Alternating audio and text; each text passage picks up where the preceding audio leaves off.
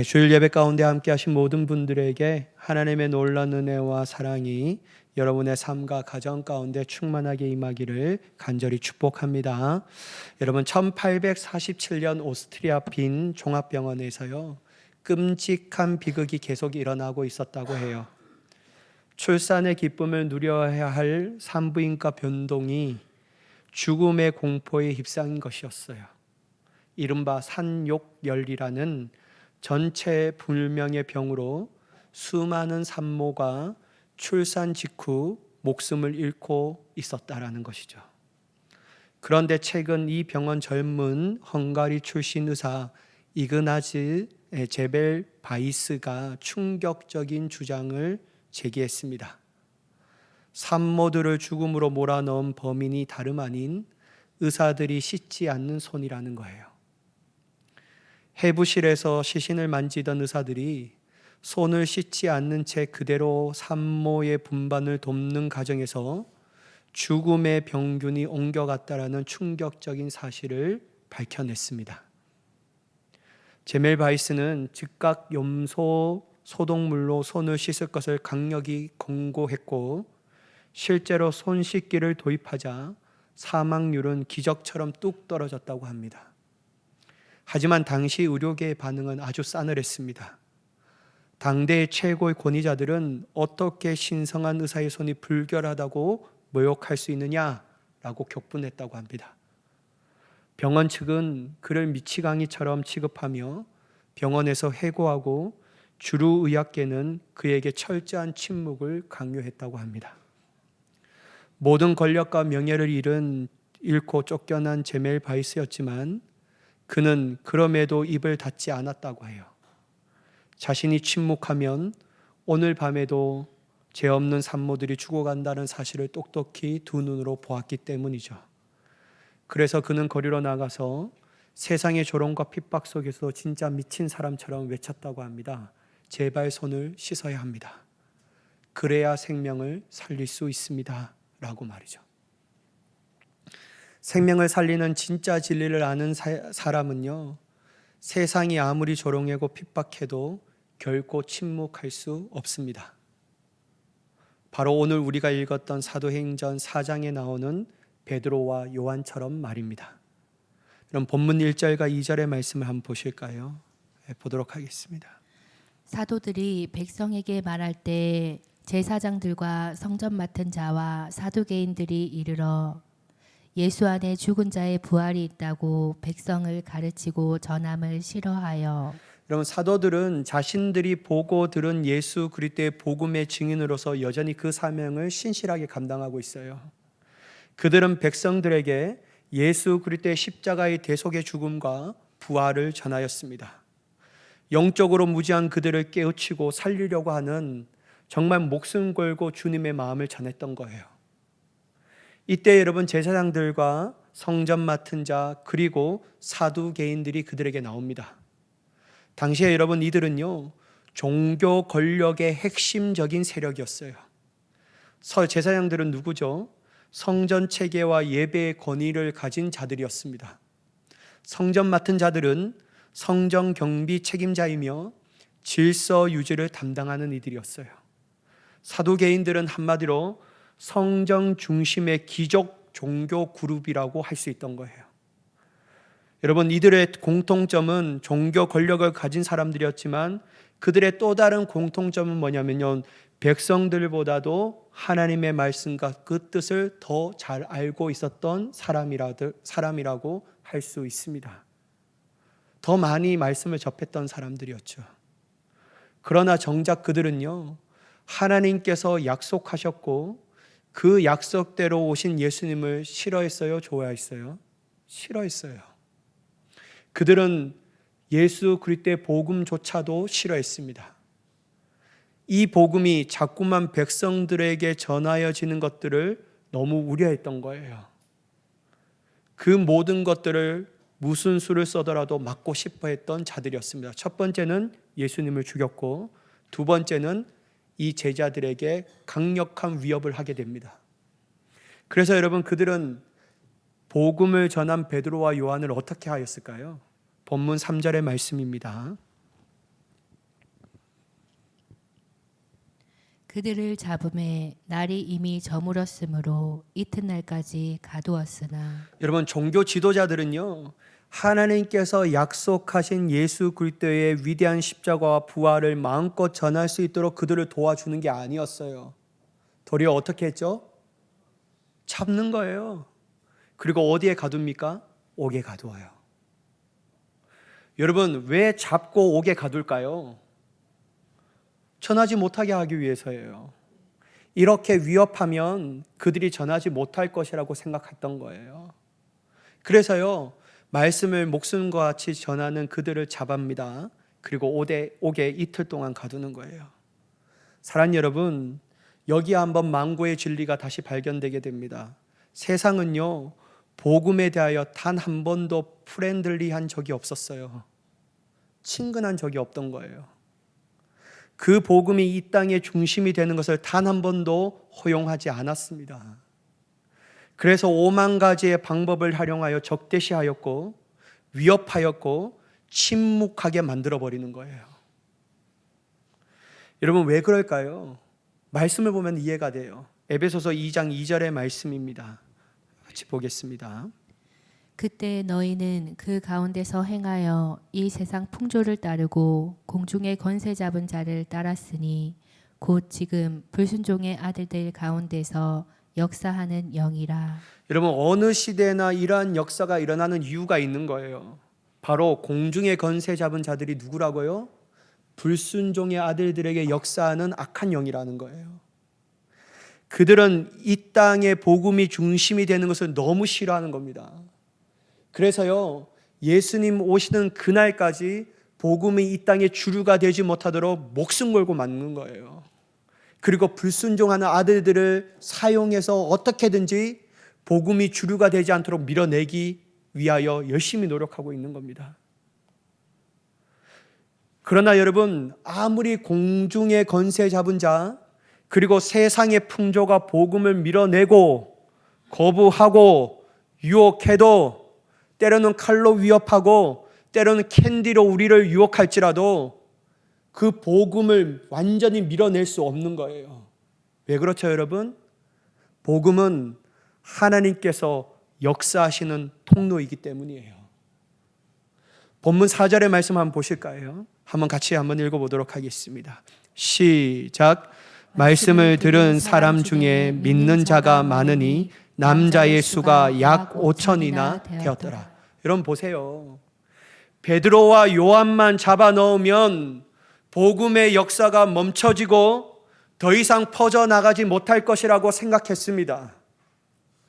복음을 전하면 이렇게 된다고 본보기를 보여줬기 때문에 그들이 움츠리며 무서워해서 숨을 것이라고 생각했던 거예요. 그러나 여러분, 절대로 그렇게 되지 않았습니다. 왜요? 복음은 하나님의 역사이기 때문이에요. 하나님의 역사의 거대한 복음의 흐름을 막을 수 있는 사람은 존재하지 않습니다. 복음을 가르치는 베드로와 요한을 잡아 넣을지라도 복음을 들은 사람들이 다시 일어나 복음을 전하는 사람들로 세워지게 되는 거예요. 그것도 몇 명요? 5천 명이 일어나는 거예요. 여러분, 성인 남자만 5천 명이었지 여자와 아이들까지 포함하면 10,000명이 넘는 숫자들이 주님 앞에 나아가 복음으로 살아가겠다라고 결단하는 자들이었다라는 거예요. 그러니까 여러분, 하나님의 역사를 막는 사람은 존재하지 않습니다. 아무리 발버둥 치고 아무리 목숨 걸고 칼로 위협하고 캔디로 위협할지라도 유혹할지라도요, 복음을 막아낼 수 있는 자는 이 땅에 존재할 수 없는 거예요. 왜요? 복음은 하나님의 역사의 통로이니까. 여러분, 우리가 잘 알고 있는 이란을 한번 떠올려 보세요. 이란의 인구가 약 8,084만 명이라고 합니다. 그들의 종교는 뭐죠, 여러분? 이슬람이에요. 몇 프로일까요? 98%입니다. 근데 여러분, 조금만 더 우리가 생각해보면요, 그들의 그 나라의 역사를 보면요, 초대교회 시대 때는 이란이라는 그 나라 가운데, 그 지역 가운데 몇 개의 교회가 있었을까요, 여러분? 추측하건대 350개 교회가 있었다고 합니다. 엄청난 부흥이 있었던 나라예요. 그러나 여러분, 복음의 본질이 서서히 잃어버린 교회는 결국 타락해 7세기 이슬람의 침략과 함께 자취를 감추게 된 거예요. 그러니까 여러분, 웅장한 교회가 없었기 때문에 교회가 사라진 게 아니에요. 대단한 재정이 막대한 교회가 없기 때문에 교회가 사라진 게 아니에요. 결국 여러분, 이란의 나라 가운데 교회가 사라진 이유가 뭐예요?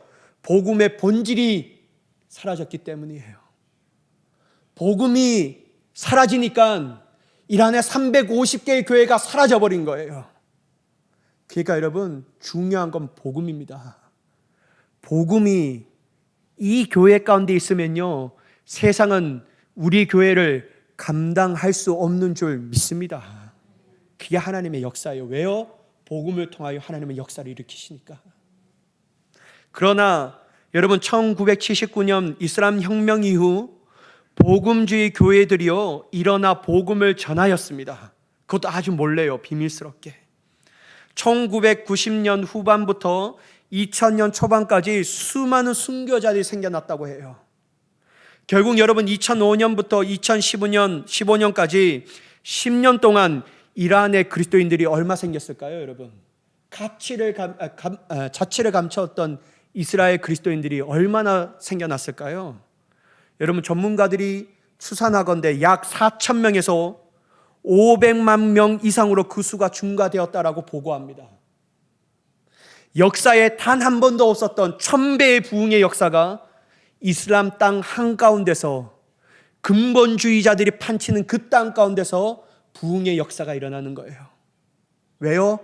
복음이 일어나니까 말이에요.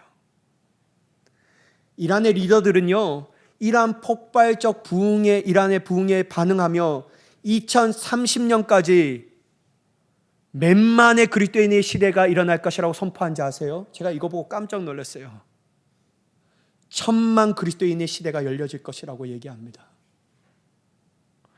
이슬람이 기독교를 박해하고 있으며 사회적인 차별과 순교의 위험이 도사리고 있는 상황 가운데서도 하나님은 역사하고 계시는 줄 믿으시기 바랍니다.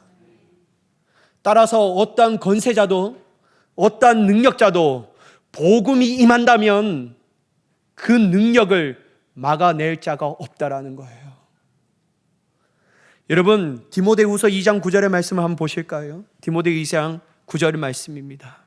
복음으로 말미암아 내가 죄인과 같이 매이는 데까지 고난을 받았으나 하나님의 말씀은 매이지 아니하니라. 여러분, 우리는 매이는 인생입니다. 우리는 교회 다녀도 매이는 인생이에요. 어디에 매입니까? 고난이라는 상황 가운데 매입니다. 불안한 환경 가운데 우리는 매여요. 어쩌보면 돈에 매이는 인생이 우리라고 생각할 수 있습니다. 우리는 매일 수 있어요. 그러나 여러분, 하나님의 말씀은 매이지 않습니다. 고난이라는 상황 가운데서도 하나님의 말씀은 여전히 능력이 있어서 그 고난을 무너뜨리며 그 복음의 역사를 통하여 구원받는 사람들의 숫자를 일으켜 주실 줄 믿습니다. 그래서 여러분, 하나님의 말씀은 매이지 않는 거예요. 여러분, 사도행전 5장 38절 39절의 말씀을 보실까요? 이제 내가 너희에게 말하노니 이 사람들을 상관하지 말고 버려두라. 이 사상과 이 소행이 사람으로부터 났으면 무너질 것이요 만일 하나님께로부터 났으면 너희가 그들을 무너뜨릴 수 없겠고 도리어 하나님을 대적하는 자가 될까 하노라 하니. 여러분, 기독교의 역사가 몇 년입니까? 2000년입니다. 만약에 이 신앙, 이 복음이라는 것이 사람들이 만들어낸 것이었다면 무너져도 훨씬 앞에 무너졌을 겁니다. 특별히 여러분 한번 생각해 보세요. 로마 시대 디오클레티아누스라는 대박해가 일어났어요. 그동안에 여러분 얼마나 만큼의 순교자가 일어난 줄 아세요? 가히 상상할 수 없습니다. 3,000명에서 약 3,500명이 죽었을 것이라고 순교자들이 일어날 것이라고 보고했습니다. 여러분, 지금까지 그럼에도 불구하고 복음이 우리에게 전해지고 있다는 것을 볼 때 이것은 도저히 사람이 만들어낸 것이라고 볼 수 없는 거예요. 하나님으로부터 나오는 진리라는 것을 확신할 수밖에 없습니다. 왜요? 죽음을 이겨낼 수 있는 종교가 어디에 있습니까, 여러분? 사망의 저주를 깨뜨릴 수 있는 종교가 어디 있습니까, 여러분? 불교요? 이슬람요? 그럴 수 없습니다. 오로지 사망의 종교를 깨뜨릴 수 있는 부활하신 예수 그리스도밖에 없는 줄 믿으시기 바랍니다. 그래서 여러분, 부활하신 예수 그리스도가 그 복음을 우리에게 주셨으니 그 복음은 무너지지 않고 지금까지 우리 귓가에 들려지게 되는 거예요. 사람들이 만들어낸 것이면 분명히 먼저 무너졌을 건데 하나님이 만들어낸 복음의 진리이기 때문에 이 복음은요, 어느 때까지 될까요? 주님 다시 오실 때까지 우리 귓가에 들려지게 되는 줄 믿습니다. 여러분, 이게 제 말이 아니에요. 여러분, 이사야 선지자도 이렇게 말합니다. 이사야서 14장 27절의 말씀 한번 같이 읽어보도록 하겠습니다. 시작. 만군의 여호와께서 경영하실진즉 누가 능히 그것을 패하며 그의 손을 펴신즉 누가 능히 그것을 돌이키랴. 할렐루야. 보세요, 여러분. 하나님이 복음을 경영하니까요, 아무리 세상의 권력자들이 막아도 막아낼 수 없는 거예요. 아무리 세상의 권력자들이요, 돈과 칼과 캔들을 가지고 복음을 막으려고 해도 막을 수 없는 거예요. 왜요? 복음은 하나님의 역사의 통로이니까. 하나님이 친히 복음을 경영하시니까 지금까지 끊어지지 않고 수많은 민족들에게 복음이 선포되어진 줄 믿습니다. 그래서요, 막아지지 않는 거예요. 여러분, 복음은요, 단순한 이론이 아니에요. 죽은 영혼을 살려내는 하나님의 능력입니다. 그 자체이기에 어떠한 세상의 권력도 이론도 막아낼 수 없습니다. 여러분, 베드로도 요한도 엄청난 위협을 받습니다. 어떤 위협을 받았을까요? 자, 본문 18절 말씀인데요, 보겠습니다. 그들을 불러 경고하여 도무지 예수의 이름으로 말하지도 말고 가르치지도 말라 하니. 여러분, 종교 지도자들은 베드로와 요한을 향하여 다시는 예수의 이름으로 말하지도 말고 가르치지도 말라고 몇 번이나 위협했을까요? 2번이나 위협합니다. 이들의 위협은요, 단순한 경고가 아니에요. 옐로 카드 그냥 딱 한 번 드는 게 아니에요. 이것은 단순한 경고를 넘어 언제든지 너는 죽을 수 있다는 것을 경고합니다. 즉각적이고 실제적인 사형의 위협의 수준에 이르는 위협이었다라는 거예요. 왜냐하면 여러분, 본문 5절과 6절에 등장하는 관리와 장로, 서기관들, 그리고 대제사장 안나스와 가야바는요, 불과 몇 달 전에 누구를 죽였죠? 예수님을 죽였어요. 예수님을 죽여달라고 빌라도에게 사형을 압박했던 그 주동자들이 바로 이들이었다라는 거예요. 그러니 그들이 이 말을 했을 때 얼마나 여러분, 베드로와 요한이 실제적이고 즉각적인 사협의 위협이 그들의 마음에 짓누르고 있었을 거예요. 그냥 경고가 아니라 진짜 우리도 죽을 수 있겠구나. 그런데 여러분, 희한한 게 뭐냐면요, 이들이 그러한 위협에도 굴하지 않고 도망가지 않습니다. 여러분, 생각해 보세요. 얼마 전까지 예수님께서 잡히시던 밤에 누구들 다 도망갔죠? 제자들이 다 도망갔어요. 뭐 때문에요? 죽을까 봐. 심지어 여러분, 자기도 죽을까 봐 3번이나 예수님을 부인했던 사람이 누구였죠? 베드로였어요. 근데요, 베드로가요, 굴하지 않아요. 와, 제가 도대체 어떤 게 이들에게 큰 사건이 일어났기 때문에 이들은 전에 같았으면 도망가고도 남았을 건데 왜 안 도망갔을까? 그리고요, 심지어 여러분, 베드로가 뭐라고 얘기하냐면요, 본문 19절과 20절 말씀 한번 보실까요? 여러분, 한번 같이 길지만 좀 읽어볼게요. 시작. 베드로와 요한이 대답하여 이르되 너희 하나님 앞에서 너희 말을 듣는 것이 하나님의 말씀을 듣는 것보다 옳은가 판단하라. 우리는 보고 들은 것을 말하지 아니할 수 없다 하니. 여러분 보세요. 도망갔던 겁쟁이들인데 이 베드로가요, 뭐라고 얘기합니까? 너 우리 죽여? 죽을 수 있어. 근데 난 겁 안 나. 나는 죽어도 내가 보고 들은 것을 전할 거야. 이렇게 얘기하는 거예요. 여러분, 너무 이상하지 않아요? 3번이나 몰랐다라고 했던 베드로가요, 어떻게 이렇게 강력하게 그들 앞에 주눅들지도 않고 담대하게 선포할까요? 죽이면 죽여봐.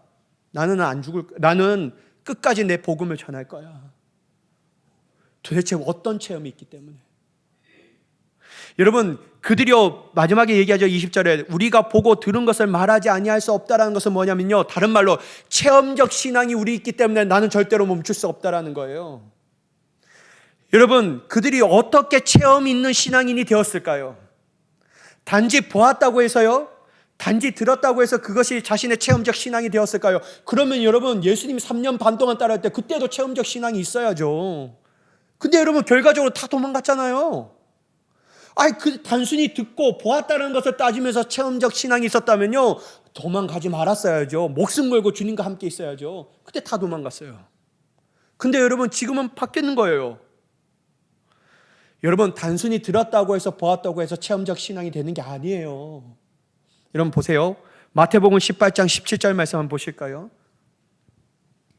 예수를 배웠고 경배하나 아직도 의심하는 사람들이 있더라. 여러분, 부활하신 예수님이 제자들 앞에 있어요. 그들이 예수님을 배웠고 경배해요. 그런데 여러분, 누구와 있다고요? 아직도 의심하는 사람들이 있다라는 거예요. 여러분, 오늘날 말 바꿔봐요.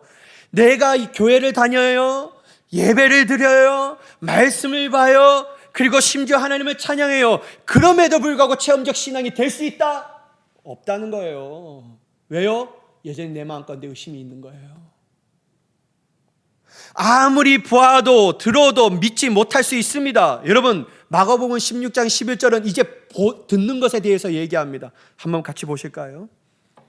그들은 예수께서 살아나셨다는 것과 마리아에게 보이셨다는 것을 듣고도 믿지 아니하니라. 듣고도 믿지 않는 거예요, 여러분. 그러니까 여러분, 아무리 보아도 들어도 믿을 수 없을 수 있습니다. 바로 예수님의 제자들이 그러했다라는 거예요. 그러나 이랬던 그들이 확 달라져 버렸습니다. 흔들리지 않는 믿음과 그 믿음으로부터 오는 확신을 가지고 죽음조차도 이겨낼 수 있는 용기가 그들에게 있었다라는 거예요. 도대체 그들에게 무슨 사건이 일어났죠, 여러분? 도대체 무슨 사건이 일어난 거예요? 여러분, 우리가 잘 알고 있는 사건이에요. 그들이 무슨 사건 이후로 확 달라져 버렸습니까?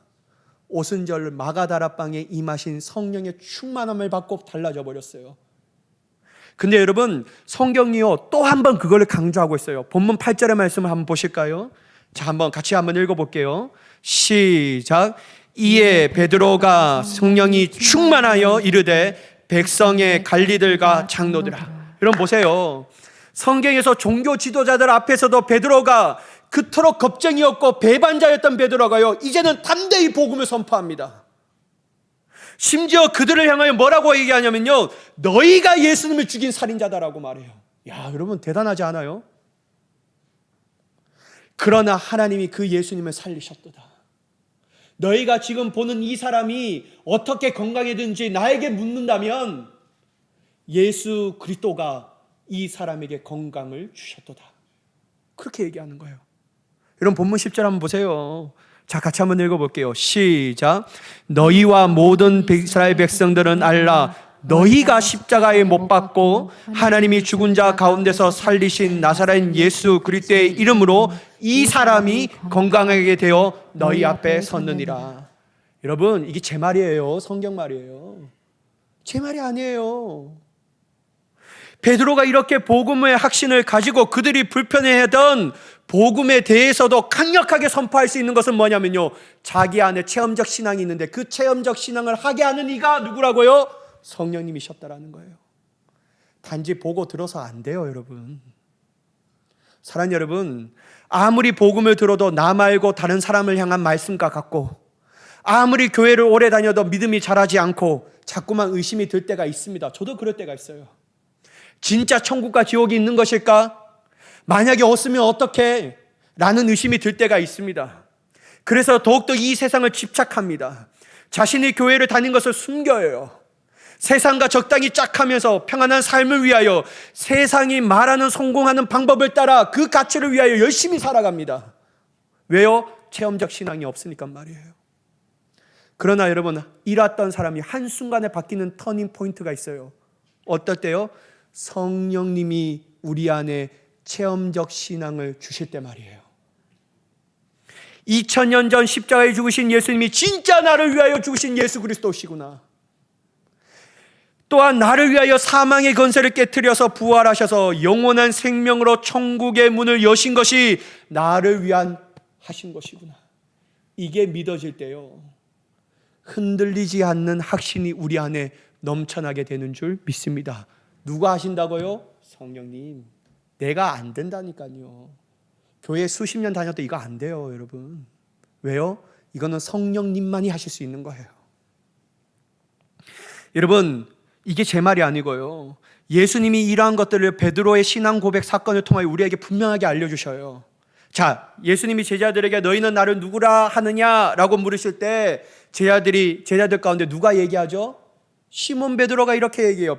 마태복음 16장 16절 말씀입니다. 한번 같이 읽어볼게요. 시작. 시몬 베드로가 대답하여 이르되 주는 그리스도시요 살아계신 하나님의 아들이십니다. 여러분, 베드로가요, 주는 그리스도시래요. 살아계신 하나님의 아들이시대요. 와, 대단한 신앙 고백 아닙니까? 그러나 베드로는요, 이 고백이 자신에게 나온 지혜가 아니라는 것을 좀 뒤에 사건을 통해 분명하게 알게 돼요. 왜요? 나중에 예수님이 베드로에게 칭찬하시잖아요. 베드로에게 너희 이름을 반석이라 하라. 내 교회를 너희 반석 위에 세우겠다. 천국 열쇠를 맡겨줘요. 그리고 그제서야 예수님이 자신의 받을 순환에 대해서 얘기합니다. 내가 이제 얼마 안 있으면 그런 사람들에게 내가 고난을 받게 될 것이다. 그러나 걱정하지 마. 내가 사흘 만에 부활할 것이다. 그 얘기예요. 근데요, 베드로가요, 어떻게 하는지 아세요? 궁금해요? 궁금하면 500원 주세요. 여러분 보세요. 어떻게 하는지 아세요?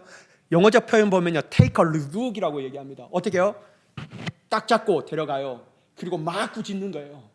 마치 여러분, 리복 항변하다는 뜻이 뭐냐면요, 마치 선생이 어린아이를 꾸짖듯이 꾸짖다라고 얘기해요. 바뀌어져요. 그럴 수 없습니다. 이게 일어날 수 없는 일입니다. 막 이렇게 예수님 정신 차리라고 막 꾸짖어요. 그때 예수님이 뭐라고 얘기하죠, 여러분? 사탄아, 내 뒤로 물러가라. 너는 나를 넘어지게 하는 자로다. 하나님의 일을 생각하지 않고 사람의 일을 생각하는 자로다. 이렇게 얘기해요. 희한하죠, 여러분? 바로 앞에 반석이라고 얘기해요. 근데 뒤에는요, 사탄이라고 얘기해요. 뭐가 이상하지 않아요? 어떻게 한순간에 이렇게 될까요? 자, 이 비밀에 대해서 예수님이 말씀하십니다. 마태복음 16장 17절 말씀인데요, 한번 같이 읽어보도록 하겠습니다. 시작. 예수께서 대답하여 이르시되 바요나 시모나 내가 보기 있도다. 이를 내가 한 이는 혈육이 아니요 하늘에 계신 내 아버지시니라. 자, 베드로, 너가 열심으로 이게 알게 된 거 아니요. 너 지혜에서도 나온 게 아니다. 너가 주는 그리스도 살아계신 하나님의 아들이시다라고 고백하게 하시는 분은 누구시라고요? 하늘에 계신 내 아버지시다. 다른 말로 성령이라는 거예요. 우리가 성령으로 충만하면요, 복음이요, 나의 복음이 되는 거예요. 우리 아버지의 믿음, 어머니의 믿음이 아니라 내 자신의 믿음이 됩니다. 그러므로 복음에 대한 확신과 믿음이 있기 때문에 우리의 삶이 완전히 달라져 버리는 거예요. 그러므로 세상이 아무리 우리를 향하여 복음에 대하여 침묵하라고 하지만, 그렇게 해야지만 성공한다라고 말하지만, 우리는 거기에 주눅들지 않고 타협하지 않습니다. 왜요? 복음이 나의 복음이 됐으니까 말이에요. 믿음이 나의 믿음이 되었으니까 말이에요. 성령을 통하여 복음이 고백되어지는 인생이 되었기 때문이에요. 사랑하는 여러분, 저는 여러분들에게 권면드립니다. 여러분, 단순히 보고 들었다고 해서 새 체험적 신앙인이 될 수 없습니다. 그건 내 말이 아니에요. 성경에 나온 사건이에요. 30년 예수 믿어도 안 될 수 있어요. 40년 예수 믿어도 안 될 수 있어요. 목사 할아버지라도 안 될 수 있다니까요. 근데 여러분, 우리가 나의 복음이 정말 나의 믿음이 되고 나의 확신이 될 수 있는 유일한 방법은 뭐냐면요, 성령 충만해야 합니다. 성령님이 나에게 깨닫게 해주셔야 돼요. 그리고 고백되어지게 해야 합니다. 그래서 여러분, 우리는 엎드려 기도해야 합니다. 성령이여, 나로 하여금 충만하게 하옵소서. 사랑하는 여러분, 우린 모두 다 성령으로 충만하여 복음이 나의 복음으로 여겨 세상 가운데 침묵하며 숨기며 살아가는 삶이 아니라 마음껏 복음을 여러분의 삶 가운데 드러내는 인생이 되기를 간절히 축복합니다. 그래서 여러분, 당당한 그리스도인으로 세상 가운데 마음껏 선포하는 아름다운 그리스도인으로 세워지는 저와 여러분이 되기를 예수님의 이름으로 간절히 축원합니다. 기도하겠습니다. 사랑의 하나님, 우리의 삶 가운데 복음이 나의 복음이 되게 하여 주시옵소서. 믿음이 나의 믿음이 되며 확신이 되게 하여 주시옵소서. 성령이 충만하여 이제는 숨고 움츠리며 침묵하는 자가 되지 않게 하시고 담대하게 선포하며 내 삶에 들어 예수 향기가 나는 복된 인생이 되게 하여 주시옵소서. 그렇게 역사하실 하나님을 간절히 기대하오며 예수님의 이름으로 기도드리옵나이다. 아멘.